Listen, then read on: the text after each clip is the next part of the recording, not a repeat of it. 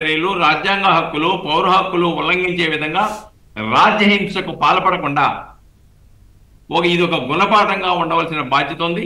ప్రభుత్వం కూడా ఎటువంటి రాజీ పడకుండా నిష్పక్షపాతంగా విచారణ జరపాలి.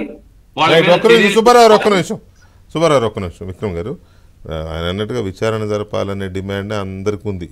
ఎవరైతే ఆఫీసర్స్ ఉన్నారో కొంతమంది వీళ్ళు, ఎందుకంటే జరిగిన ప్రతి మెయిన్గా ఉన్న ప్రతి తప్పుడు కేసులోనూ వీళ్ళ హస్తమే ఉంది. వీళ్ళే చేశారు, చేయించింది జగన్మోహన్ రెడ్డి అయినా చేసింది వీళ్ళే దానికి రెస్పాన్సిబుల్ అవుతారు, అకౌంటబుల్ వీళ్ళకే అవుతారు కదా.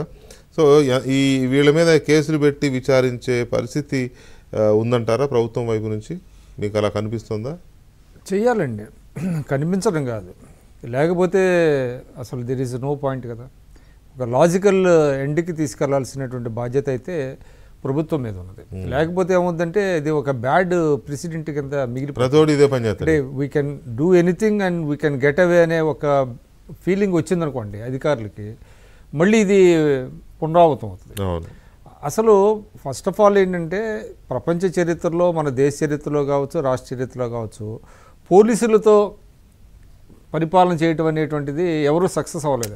అది డిక్టేటర్షిప్ అవుతుంది కానీ డెమోక్రసీ అవుతుంది. ఎక్కడైతే పోలీసుల పాత్ర పరిమితంగా ఉంటుందో అది మంచి పరిపాలన కింద లెక్క. కానీ అది జగన్మోహన్ రెడ్డి గారు లేకపోయాడు. ఆయన ఏమనుకున్నాడు, నేను బటన్ నొక్కుతాను, ఈ ఆఫీసర్లు అందరూ కలిసి తెలుగుదేశాన్ని కుప్పకూలుస్తారు, అప్పుడు నేను పర్మనెంట్గా 30 ఏళ్ళు అధికారంలో ఉండొచ్చు అనుకున్నాడు తప్ప ప్రజల్లో వ్యతిరేకత వస్తుంది.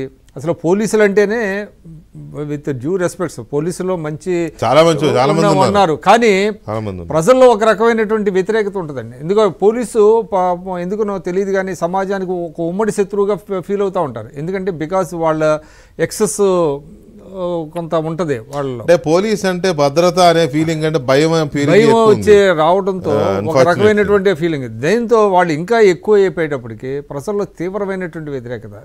ఎందువల్ల అంటే ఒకటా రెండా ఎవరి పరిధిలో వాళ్ళు అట్లా చేసేటప్పటికి ఏదో 1-2 అనుకుంటే, ఇప్పుడు రఘురామకృష్ణరాజు గారి కేసే ఒకటి చూద్దామండి. మొదట్లో చాలామంది నాకు కూడా డౌట్ వచ్చింది, ఆయన చెప్పేది కరెక్టా ఆయన ఎక్సెస్ చెప్తున్నారేమని. కాకపోతే 1 by 1 అన్ని రివీల్ చివరికి చంద్రబాబు నాయుడు గారిని ఏ విధంగా ట్రీట్ చేశారో మనం చూసాం. కాబట్టి ఇది ఒక పెద్ద గుణపాఠం కావాలి, అధికారులకి గుణపాఠం కావాలి. ఖచ్చితంగా law has to take its own course.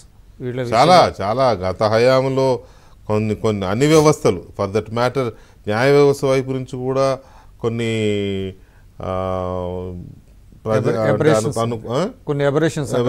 Violations జరిగినాయనే ప్రజల్లో ఒక రకమైన అభిప్రాయం గూడు కట్టుకుని ఉంది. సో ఇవన్నీ సెట్ చేసుకోవాల్సిన అవసరం ఉంది. Thank you very much Vikram గారు, అలాగే మధుసూదన్ రావు గారు, శ్రీనివాసరావు గారు.